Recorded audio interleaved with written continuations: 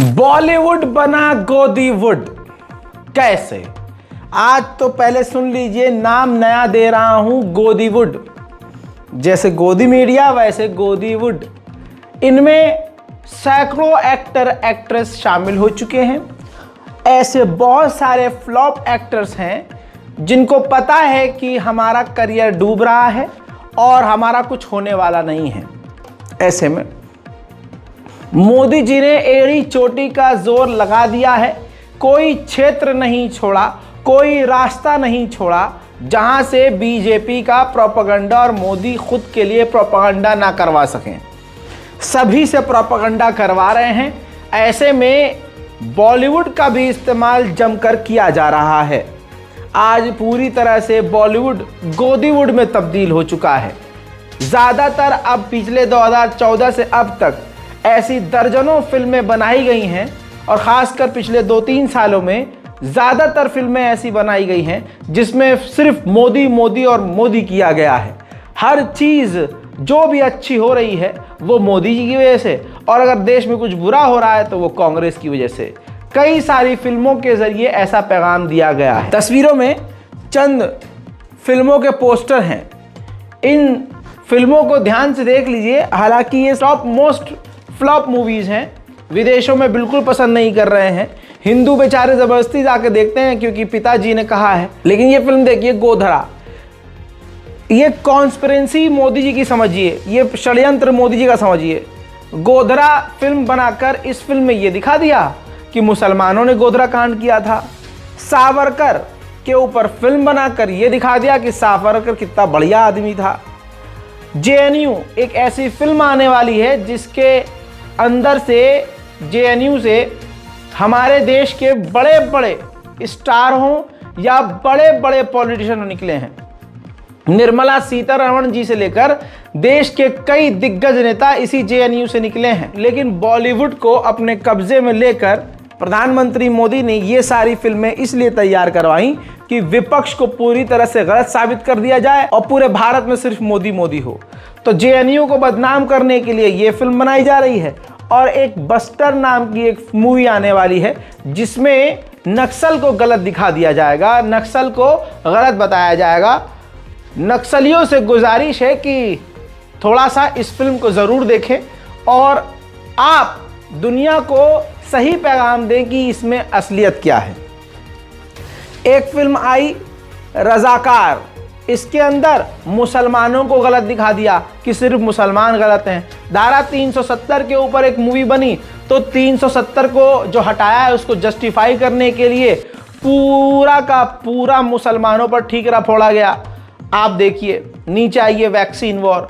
Vaccine war में आपको पता है कि भारत में सिलेंडर तक नहीं था। लोग, हिंदुओं के घरों के 2-2, 3-3 लोग मारे जा रहे थे। लेकिन आज हिंदू बेचारे क्या कहें, इतने गैरत को उतार कर फेंक चुके हैं कि पूरी तरह से अंधे होकर मोदी मोदी कर रहे हैं। उसके बाद मोदी जी के फेलियर को छुपाने के लिए द वैक्सीन वॉर फिल्म बना दी गई। इसके बाद आप ये देखिए, द साबरमती रिपोर्ट। इसमें भी सिर्फ मुसलमानों को गलत ठहराने के लिए और सारी गलती मुसलमानों पर चिपकाने के लिए ये फिल्म बना दी गई। मैं अटल हूँ, अटल बिहारी वाजपेयी के ऊपर एक फिल्म बनाई गई जिसमें हिंदू मुसलमान और मुसलमानों को किस तरह से कट्टर दिखाया गया। इस फिल्म में तमाम चीज़ें मौजूद हैं। इसके अलावा बहुत सारी फिल्में हैं जो आने वाली हैं और जो आ चुकी हैं जिन पर बवाल भी बड़े बड़े हुए हैं। कहने का मतलब ये है कि अब आप देखिए कि बॉलीवुड कितना बड़ा गोदीवुड हो चुका है। अब हर डायरेक्टर एक दो को छोड़कर खुला खुला मोदी मोदी और मोदी मोदी कर रहा है। जाहिर सी बात है, अगर मोदी जी की नहीं सुनेंगे तो मोदी जी की जो जाहिल सेना है अंधभक्तों की, वो पूरी तरह से इनका विरोध करेगी, स्टेज जला देगी, सिनेमा हॉल जला देगी, जाकर पोस्टर जला देगी, है उस एक्टर का बायकॉट करेगी, डायरेक्टर को गालियाँ बकेंगे। भगवान श्री राम का पोस्टर लगा रहेगा प्रोफाइल पर, बैनर लगाएगा, फ़ोटो जो है भगवान श्री राम की होगी, भगवान गणेश जी की होगी, हनुमान जी की प्रोफाइल होगी। नीचे लिखा होगा जय श्री राम, भारत होने पर गर्व महसूस करते हैं, भारत माता की जय। ऐसी प्रोफाइल वाले माँ बहन की गालियाँ लिख रहे होंगे तो कौन इनसे पंगा लेगा। तो बॉलीवुड भी पूरी तरह से इस वक्त गोदीवुड बन गया है मजबूरन। सारे कानून बेकार हो जाते हैं जब नाम मोदी का आता है। चुनाव आयोग ने अभी कुछ वक्त पहले कहा था कि आप किसी धर्म का, सेना का, इन तमाम सेंसिटिव चीज़ों का नाम इस्तेमाल प्रचार में नहीं कर सकते। अब चुनावों में एक बार फिर से बीजेपी सैनिकों की तस्वीर का इस्तेमाल अपने प्रचार के लिए कर रही है। अगर मोदी जी ने वाकई काम किया है तो फिर सेना, धर्म से जुड़े मुद्दों का इस्तेमाल उनकी ओर से क्यों किया जा रहा है, यह अपने में एक बड़ा सवाल है। चुनाव आयोग को सेना के तस्वीर का इस्तेमाल किए जाने में कोई दिक्कत नज़र नहीं आएगी। मोदी जी को क्लीन चिट दी जाएगी और मदर ऑफ डेमोक्रेसी के साख को बनाए रखा जाएगा। खुद आप इस तस्वीर को ध्यान से देखिए। भारत की राजधानी दिल्ली में पोस्टर जो लगा हुआ है मोदी जी का, मोदी जी के सीने पर भारतीय आर्मी को दिखाया गया है लड़ते हुए। सवाल ये है कि आखिर ये भाजपा कितना गिरेगी? सामने कुछ और, पीछे कुछ और। भाजपा का तो ये हाल है, मोदी जी का ये हाल है, और मोदी जी के चाहने वालों का हाल यूपी पुलिस ने बता दिया है। रामनवमी के दौरान मुसलमानों पर इल्ज़ाम लगाया था हिंदू समुदाय ने कि इन लोगों ने पथराव किया और इन्होंने गाय काटी।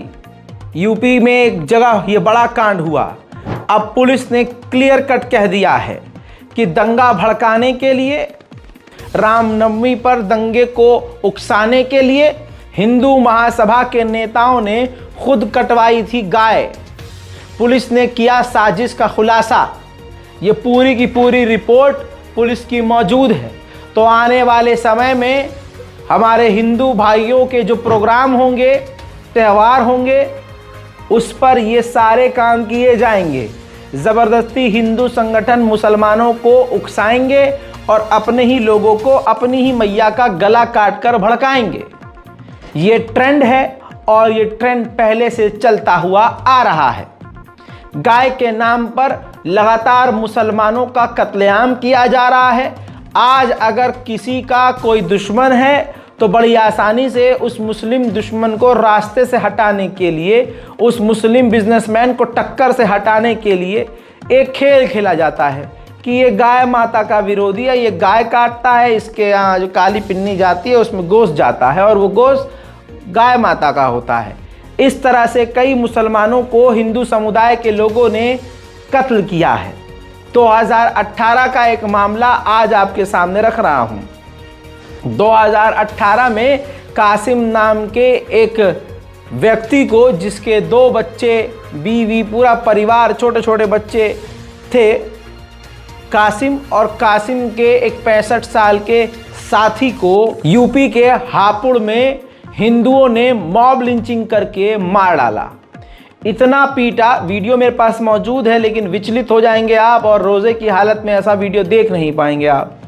इतना मारा कि जिस्म में कई गहरे जख्म हो गए, हाथ कट कर पलट गया, गर्दन पर चोट, सर पर चोट। अब जो इंसान मर ही जाए तो कितना जख्म उसको दिया होगा। हिंदू समुदाय ने इल्ज़ाम लगाकर उसको बुरी तरह से पीटा, पीट पीट कर अधमरा तक कर दिया। आखिरकार कासिम शहीद हो गए। जी हाँ, मुसलमान होने का इनाम ये मिला कि हिंदू समुदाय ने पीट पीट कर उसको कत्ल कर दिया। आज 2018 कब था और आज 2024 आ गया है। देर से ही सही, लेकिन न्याय मिला, लेकिन वो न्याय नहीं मिला जिसकी उम्मीद थी।